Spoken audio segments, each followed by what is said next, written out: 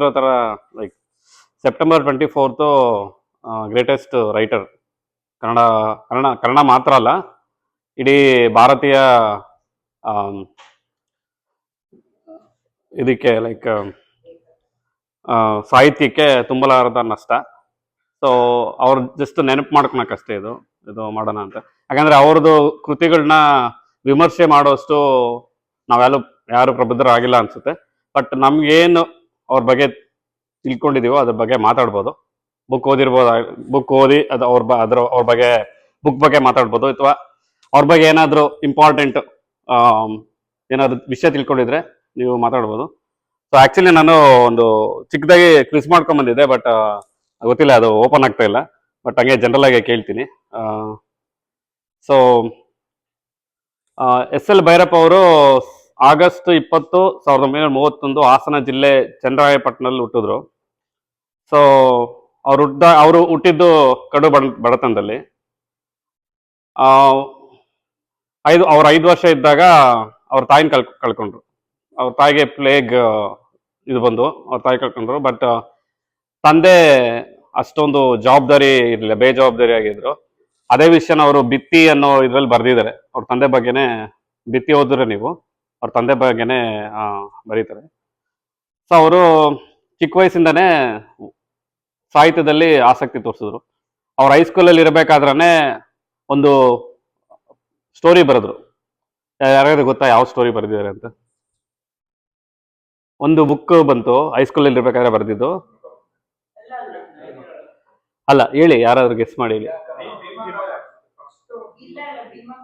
ಭೀಮಕಾಯ ಬರೆದಿರೋದು ಅದು ಫಸ್ಟ್ ಕಾದಂಬರಿ, ಕರೆಕ್ಟ್. ಅವರು ಕಾಲೇಜ್ ಇರ್ಬೇಕಾದ್ರೆ ಬರೆದ್ರು. ಅದಕ್ಕಿಂತ ಮುಂಚೆ ಅವ್ರ ಹೈಸ್ಕೂಲಲ್ಲಿ ಇರ್ಬೇಕಾದ್ರೆ ಒಂದು ಕತೆ ಬರೆದ್ರು, 3 ಕಥೆಯನ್ನ ಬರೆದ್ರು. ಒಂದು ಬುಕ್ ಈಗೂ ಇದೆ, ನೋಡಿದ್ರೆ ಬೇಕಾದ್ರೆ, ಗತ ಜನ್ಮ ಮತ್ತು 2 ಕಥೆಗಳು ಅಂತ.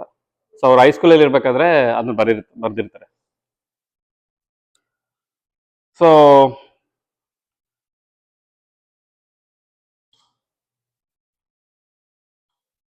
ಮತ್ತೆ ಅವ್ರದ್ದು ಆವರಣ ಬರಿಬೇಕಾದ್ರೆ ಅವರು ಒಬ್ಬರ ಮನೆಗೆ ಹೋಗಿ, ಅಲ್ಲಿ ಮುಸ್ಲಿಂ ಮಹಿಳೆ ಮನೆಗೆ ಹೋಗಿ ಅವ್ರದ್ದು ಆಚಾರ ವಿಚಾರ ಏನೆಲ್ಲ ತಿಳ್ಕೊಂಡು ಸ್ಟಡಿ ಮಾಡಿ ಬರೆದ್ರು. ಆ ಮುಸ್ಲಿಂ ಮಹಿಳೆ ಯಾರು ಅಂತ ಗೊತ್ತಾ? ಬಾನು ಮುಸ್ತಾಕ್. ಸೊ ಬಾನು ಮುಸ್ತಾಕ್ ಹಾಸನ ಜಿಲ್ಲೆ ಇಬ್ರು. ಸೊ ಬಾನು ಮುಸ್ತಾಕ್ ಮನೆಗೆ ಹೋಗಿ ಸ್ಟಡಿ ಮಾಡಿ ಬರೆದ್ರು. ಓಕೆ. ಮತ್ತೆ ಮಹಾಭಾರತ ಬೇಸ್ ಮೇಲೆ ಒಂದು ಕಾದಂಬರಿ ಬರೆದಿದ್ದಾರೆ, ಯಾವ್ದಂತ ಗೊತ್ತಾ? ಪರ್ವ. ಅದಕ್ಕೂ ಅಷ್ಟೇ ಅವರು ಆ ಯುದ್ಧ ಎಲ್ಲೇನು ನಡೆದಿದೆ ಅಂತ ಇದೆಯಲ್ಲ, ಆ ಪ್ಲೇಸಸ್ಗೆಲ್ಲ ಹೋಗಿ ಸ್ಟಡಿ ಮಾಡಿ ಪ್ರಾಕ್ಟಿಕಲ್ ಆಗಿ ಯುದ್ಧ ನಡೆದ್ರೆ ಹಿಂಗಿರುತ್ತೆ ಅದ್ರ ಮೇಲೆ ಅವರು ಅದನ್ನ ಬರೆದಿದ್ದಾರೆ ಅವರು.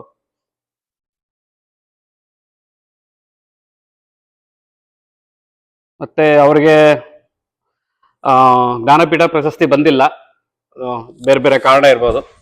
ಬಟ್ ಅದಕ್ಕೆ ಈಕ್ವಲೆಂಟ್ ಆಗಿರೋ ಸರಸ್ವತಿ ಸಮ್ಮಾನ್ ಅವಾರ್ಡ್ ಬಂದಿದೆ 2010ರಲ್ಲಿ. ಅದಾದ್ಮೇಲೆ ಈಗ 2023ರಲ್ಲಿ ಪದ್ಮಭೂಷಣ ಸಿಕ್ತು. ಅದಕ್ಕಿಂತ ಮುಂಚೆ ಪದ್ಮಶ್ರೀನೂ ಸಿಕ್ಕಿದೆ ಅವ್ರಿಗೆ. ಸೊ ಇದೊಂದಾದ್ರೆ ಅವ್ರು 21 ಅವ್ರ ಜೀವಮಾನದಲ್ಲಿ 21 ಕಾದಂಬರಿ ಬರೆದಿದ್ದಾರೆ. ಒಂದೊಂದು ಕಾದಂಬರಿನೂ ವಿಶಿಷ್ಟ.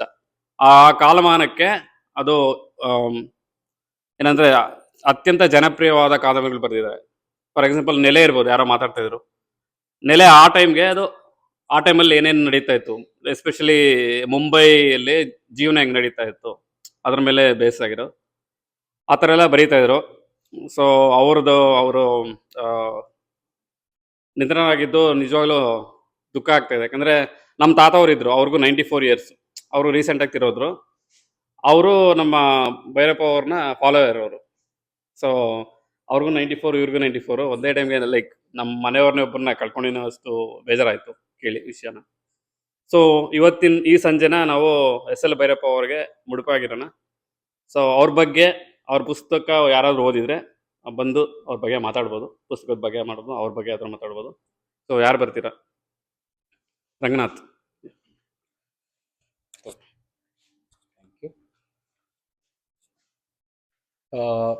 ನನಗೆ ಭೈರಪ್ಪನವ್ರದ್ದು ನಾನು ಚಿಕ್ಕಂದಿದ್ದಾಗಿಂದ ಏನು ನೆನಪಿದೆ ಅನ್ನೋದ್ರಿಂದ ಶುರು ಮಾಡ್ತೀನಿ. ನಾನು ಸಣ್ಣವನಿದ್ದಾಗ ಈ ಟಿ ವಿನಲ್ಲಿ ಗೃಹಭಂಗ ಬರಕ್ ಶುರು ಆಯ್ತು. ಗೃಹಭಂಗ ನೋಡಿ ಎಲ್ಲರೂ ಬಹಳ ಇಷ್ಟಪಡ್ತಿದ್ರು. ಏನು ಗೃಹಭಂಗ ಅಂತಿದ್ರು. ಇದು ಒಂದ್ ಸೀರಿಯಲ್, ಅಯ್ಯೋ ಅದೇ ಸುಮತಿ, ಅದೇ ಧಾರಾವಾಹಿ, ಅದೇ ಶರಾವತಿ, ಇದು ಒಂದ್ ಧಾರಾವಾಹಿ ಅಂತ ನಾನ್ ಅನ್ಕೊಂಡಿದ್ದೆ. ಆಮೇಲೆ ಬರ್ತಾ ಬರ್ತಾ ಗೃಹಭಂಗ ಎಂಡ್ ಆಗ್ತಾ, ಓ ಹೌದು ಗೃಹಭಂಗ ಮುಗೀತು, ಇನ್ಯಾವ್ದು ನೋಡೋದು ಅನ್ನೋ ತರ ಫೀಲಿಂಗು ಮನೆಯಲ್ಲೆಲ್ಲ. ಅವಾಗ ಗೊತ್ತಿರ್ಲಿಲ್ಲ ನನ್ಗೆ ಏನಷ್ಟು ಇಂಪಾರ್ಟೆನ್ಸ್ ಅಂತ. ಆಮೇಲೆ ಈಗ ಒಂದು ಕೊನೆ 10 ವರ್ಷದಲ್ಲಿ ಒಂದು 5-6 ಬುಕ್ ಓದಿರ್ಬೋದು ನಾವು ಭೈರಪ್ಪ ಅವ್ರದ್ದು. ಓದ್ತಾ ಓದ್ತಾ ಅವ್ರದ್ದು ಜಲಪಾತಕ್ಕಿಂತ ಯಾವ್ದು ಹೇಳ್ಬೋದು, ಧರ್ಮಶ್ರೀನಲ್ಲಿ ಹೇಳ್ತಾರೆ ನರ್ಸಾಪುರದಲ್ಲಿ ಹೀಗಿತ್ತು, ಇನ್ನು ಬೇರೆ ಊರಲ್ಲಿ ಇಷ್ಟು ಕಷ್ಟ ಇತ್ತು, ಅಲ್ಲಿಂದ ಮೈಸೂರಿಗೆ ಬರ್ತಿದ್ದೆ, ಅಲ್ಲಿ ಯಾರ ಮನೇಲಿ ಇರ್ಬೇಕಂತ ಗೊತ್ತಿರ್ಲಿಲ್ಲ, ಅಲ್ಲಿ ಓದ್ಬೇಕಾಗಿತ್ತು, ಯಾರೋ ನನ್ಗೆ ಪತ್ರ ಬರ್ದಿದ್ರು, ಅಲ್ಲಿ ಹೋಗ್ತಿದ್ದೆ. ಆ ತರ ಕಷ್ಟಗಳನ್ನ ಎಕ್ಸ್ಪ್ಲೈನ್ ಮಾಡೋವಾಗ ಅದನ್ನೆಲ್ಲ ಮನ್ಸಲ್ಲಿ ಇಟ್ಕೊಂಡು ಮತ್ತೆ ಗೃಹಭಂಗ ನೋಡಿದ್ರೆ, ಓ ಇಷ್ಟ ಕಷ್ಟ ಆಯ್ತಾ, ಪ್ಲೇಗ್ ಬಂದು ಅರ್ಧ ಹಳ್ಳಿ ಜನ ಸತ್ತೋಗ್ತಿದ್ರ, ಇವ್ರು ಅಷ್ಟು ಕಷ್ಟದಿಂದ ಬಂದು ಜಗತ್ತಿಗೆ, ಸಮಾಜಕ್ಕೆ, ಇಡೀ ಭಾರತ ಉದ್ಧಾರ ಆಗಕ್ಕೆ ಏನೇನ್ ಬರಿಬೇಕೋ ಅದನ್ನೆಲ್ಲಾ ಬರೆದು ಒಂದು ಟೆಕ್ಸ್ಟ್ ಬುಕ್ ಕಮಿಟಿನಲ್ಲಿದ್ದು, ಆ ಟೆಕ್ಸ್ಟ್ ಬುಕ್ ಕಮಿಟಿ ಅವ್ರದ್ದು ಥಾಟ್ ನಮ್ ಜೊತೆ ಅಲೈನ್ ಆಗಲ್ಲ ಅಂತ ಅವರು ಸಿಡಿದೆದ್ದು ಅದನ್ನ ಬದಲಾಯಿಸೋ ಅಷ್ಟು ಛಲಗಾರರು. ಅಂದ್ರೆ ಜಗತ್ಗೊಂದು ಒಳ್ಳೇದ್ ಮಾಡ್ಬೇಕು, ಸಮಾಜಕ್ಕೊಂದು ಒಳ್ಳೇದ್ ಮಾಡ್ಬೇಕು ಅನ್ನೋದು. ಅದೆಲ್ಲ ಈ ನಡುವೆ ಗೊತ್ತಾಗ್ತಾ ಹೋಯ್ತು. ನಮ್ಮ ಮನೆಯಲ್ಲಂತೂ ಭೈರಪ್ಪ ಅಂದ್ರೆ ಅವರೊಂದು ಬರೀ ಒಂದ್ ಮನುಷ್ಯ ಅಲ್ಲ, ಓ ಭೈರಪ್ಪನವ್ರು ಈ ಬುಕ್ ಓದಿದ್ಯಾ, ಎಲ್ಲ ಓದಿದೀನಿ, ಯಾವ್ದು ಕೇಳು ಅಂತ ಹೇಳ್ತಾರೆ ನಮ್ಮ ಅಪ್ಪ ಅಮ್ಮ. ಆತರ ಇದು ನಾನು ಕಂಡ ಭೈರಪ್ಪ, ನಾನು ಸಣ್ಣವನಿದ್ದಾಗಿಂದ. ಆಮೇಲೆ ಇವತ್ತು ನನಗೆ ಈ ಕೊನೆ 6 ತಿಂಗಳಲ್ಲಿ ಸಾರ್ಥ ಓದ್ದೆ. ಅದ್ರ ಬಗ್ಗೆ ಹೇಳಕ್ಕೆ ಇಷ್ಟಪಡ್ತೀನಿ. ಸಾರ್ಥ 98ರಲ್ಲಿ ಬರ್ದಿರೋ ಕಾದಂಬರಿ. ಅದು 98ರಲ್ಲಿ ಬರ್ದಿದ್ರು 750 ಅಂದ್ರೆ ಕ್ರಿಸ್ತಶಕ 750 ಅಂದ್ರೆ 8ನೇ ಶತಮಾನದ ಬಗ್ಗೆ ಅವ್ರು ಬರ್ದಿರೋದು. ಸಾರ್ಥ ಅನ್ನೋ ಪದದ ಲಿಟ್ರಲ್ ಮೀನಿಂಗ್ ಇಂಗ್ಲಿಷ್ ಅಲ್ಲಿ ಕ್ಯಾರವಾನ್ ಅಂತ. ಕ್ಯಾರವಾನ್ ಅಂದ್ರೆ, ಈಗ ನಾನು ಅಮೆರಿಕ ಒಳ್ಳೆ ಎಕ್ಸಾಂಪಲ್ ಅಲ್ಲ ಅನ್ಸುತ್ತೆ, ಇಂಡಿಯಾನಲ್ಲಿ ನಾನು ಹಾಸನದಿಂದ ವಾರಣಾಸಿಗೆ ಹೋಗ್ಬೇಕು ಅಂದ್ರೆ ನಿಯರೆಸ್ಟ್ ಏರ್ಪೋರ್ಟ್ಗೆ ಹೋಗ್ತೀನಿ, ಫ್ಲೈಟ್ ತಗೋತೀನಿ, ಅಲ್ಲಿಂದ ನಿಯರೆಸ್ಟ್ ರೈಲ್ವೆ ಸ್ಟೇಷನ್ ಟ್ರೈನಲ್ಲಿ ಹೋಗ್ತೀನಿ, ಅಷ್ಟೇ ನನಗೆ ಗೊತ್ತಿರೋದು. ಆದ್ರೆ ಆಗಿನ ಕಾಲದಲ್ಲಿ ಏರ್ಪೋರ್ಟ್ ಕಾನ್ಸೆಪ್ಟ್ ಇಲ್ಲ, ಟ್ರೈನ್ ಕಾನ್ಸೆಪ್ಟ್ ಇಲ್ಲ. ಒಂದ್ ಕಡೆಯಿಂದ ಇನ್ನೊಂದ್ ಕಡೆಗೆ ವ್ಯಾಪಾರ, ವಿದ್ಯೆ, ಆಮೇಲೆ ಇನ್ನೇನೇನ್ ಅನ್ಕೋಬಹುದು ನಾವು, ಒಂದ್ ಊರಿಂದ ಇನ್ನೊಂದು ಊರಿಗೆ ಹೋಗ್ಬೇಕಾಗಿದೆ, ಯಾರೋ ಸಂಬಂಧಿಕರ ಮನೆಗೆ ಹೋಗ್ಬೇಕಾಗಿದೆ, ಇವಕ್ಕೆಲ್ಲ ಹೋಗ್ಬೇಕಂದ್ರೆ ಒಬ್ರೇ ಹೋಗಕ್ ಸಾಧ್ಯನೂ ಇಲ್ಲ. ನಡ್ಕೊಂಡು ಹೋದ್ರೆ ಯಾವ್ದೋ ಪ್ರಾಣಿಗಳು, ಕಳ್ಳರು ತಗೊಂಡ್ ಹೋಗ್ಬಿಡ್ತಾರೆ ನಮ್ಮ ವಸ್ತುಗಳನ್ನೆಲ್ಲ, ಅಷ್ಟು ಕಷ್ಟ.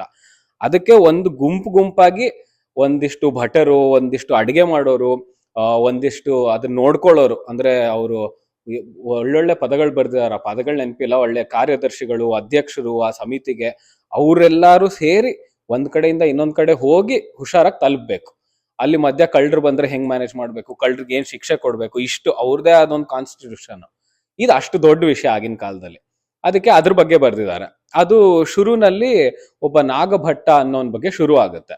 ಓಕೆ, ಏನೋ ಶುರುವಾಗಿದೆ ಏನೋ ಅವ್ರ ಹೆಂಡತಿಯಿಂದ ಮೋಸ ಆಗಿರುತ್ತೆ, ಮಿತ್ರನಿಂದ ಮೋಸ ಆಗಿರುತ್ತೆ, ಹಂಗೆ ಮುಂದೆ ಕತೆ ಹೋಗ್ತಾ ಹೋಗ್ತಾ ಹೋಗ್ತಾ ಎಷ್ಟು ಇವರು ಹರೀಶ್ ಅವ್ರು ಹೇಳ್ದಾಗೆ ಆಗಿನ ಕಾಲದಲ್ಲಿ ಹೇಗಿತ್ತು ಭಾರತ ಅಂತ ತೋರ್ಸಕ್ಕೆ, ಶುರುವಿಂದ ಅವರು ತಾರಾವತಿಯಿಂದ ಹೊರಟು ಕಾಶಿಗೆ ಹೋಗಿ, ಕಾಶಿಯಿಂದ ನಳಂದಕ್ಕೆ ಹೋಗಿ, ಮಥುರೆಯಿಂದ ನಳಂದಕ್ಕೆ ಹೋಗಿ, ನಳಂದದಿಂದ ಮತ್ತೆ ಅವರು ಕೊನೆಗೆ ಎಲ್ಲಿಗೆ ಬರ್ತಾರೆ, ಕರ್ನಾಟಕದ ಕಡೆ ಎಲ್ಲಿಗೋ ಇಲ್ಲ, ಮುಲ್ತಾನ್ ಕಡೆ, ಮೂಲ ಸ್ಥಾನದ ಕಡೆ ಹೋಗಿ ಅಲ್ಲಿಗೆ ಮುಗಿಯುತ್ತೆ ಕತೆ. ಅಂದ್ರೆ ಈ ಅವಾಗಿದ್ದ ಹೆಸರುಗಳನ್ನ ರಿಸರ್ಚ್ ಮಾಡ್ಬೇಕು, ಅವಾಗಿದ್ದ ಜಾಗ್ರಫಿಕಲ್, ಪೊಲಿಟಿಕಲ್ ಇದನ್ನ ಮ್ಯಾಪ್ಸ್ ನ ರಿಸರ್ಚ್ ಮಾಡ್ಬೇಕು. ಅದು ನಮಗೆ ಈಗ ಈ ಬುಕ್ಕಲ್ಲಿ ಒಂದ್ ಸಿಕ್ಕಿದ ಜ್ಞಾನ ನಾನು ಬೇರೆ ಕಡೆ ತಗೋಬೇಕಂದ್ರೆ ಒಂದು 50 ಬುಕ್ ಓದ್ಬೇಕಾಗ್ಬೋದು ನಾನು. ಅಷ್ಟು ರಿಸರ್ಚ್ ಮಾಡಿದ್ದಾರೆ. ಅಂದ್ರೆ ಹಿಂಗೇನೋ ನಾವು ಒಂದು ಕೆಲಸ ಇಷ್ಟಪಟ್ಟು ಮಾಡಿದ್ರೆ ಏನ್ ಆಗ್ಬೋದು ಮುಂದೆ ಅನ್ನಕ್ಕೆ ಇವ್ರೊಂದು ಎಕ್ಸಾಂಪಲ್ ಅನ್ಸುತ್ತೆ. ಅವರು ಇಷ್ಟಪಟ್ಟು ನನ್ಗೆ ಓದಕ್ಕಿಷ್ಟ, ನನಗೆ ಬರೆಯಕ್ಕಿಷ್ಟ, ನನಗೆ ಜಗತ್ಗೆ ಈ ಸುದ್ದಿ ಹೇಳಕ್ಕಿಷ್ಟ ಅಂತ ಅವ್ರು ಮಾಡಿರೋದು ಜಗತ್ಗೆ ಒಂದು ಉಪಕಾರ ಅನ್ಬೋದು. ಅಷ್ಟು ಚೆನ್ನಾಗಿ ಬರ್ದಿದ್ದಾರೆ.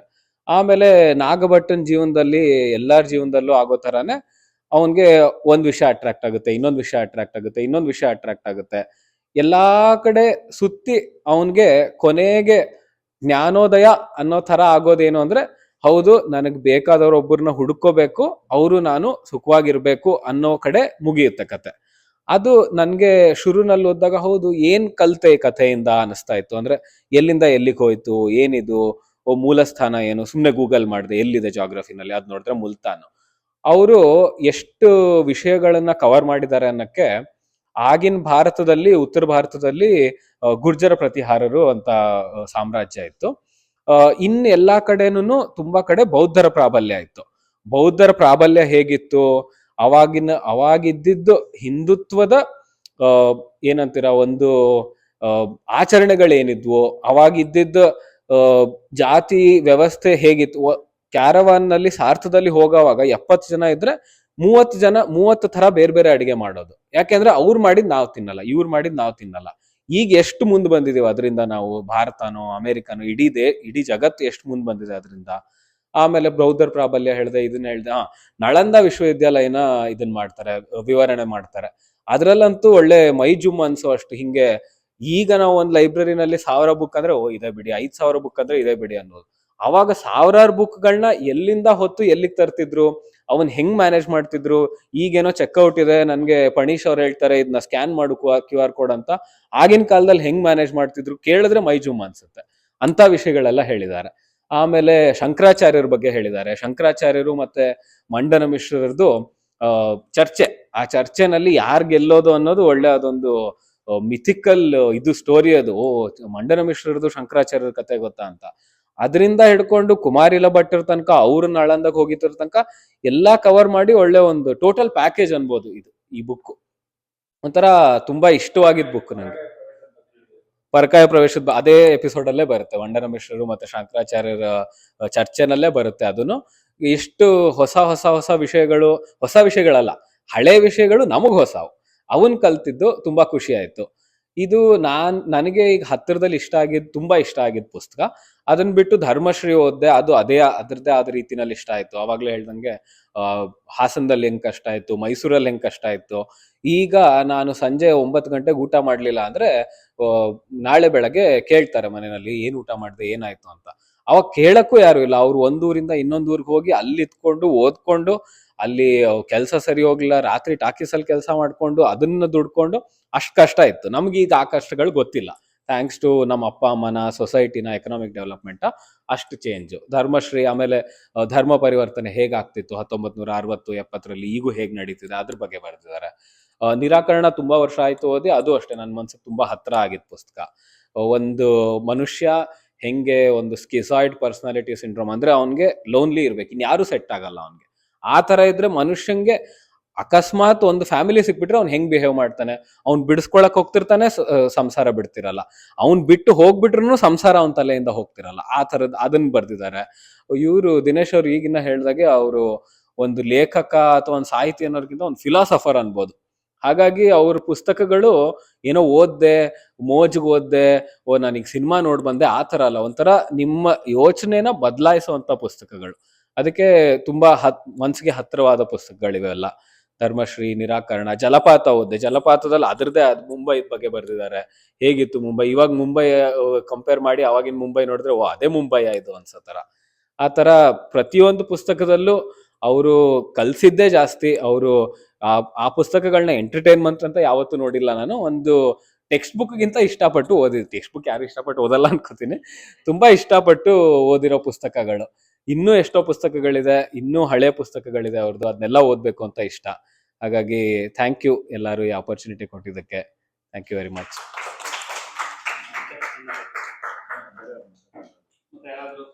ಇನ್ಯಾರಾದ್ರೂ ಇಷ್ಟಪಡ್ತೀರಾ ಸರ್? ನೀವ್ ಯಾವ್ದಾದ್ರು ಓದ್ತಿದ್ದೀರಾ?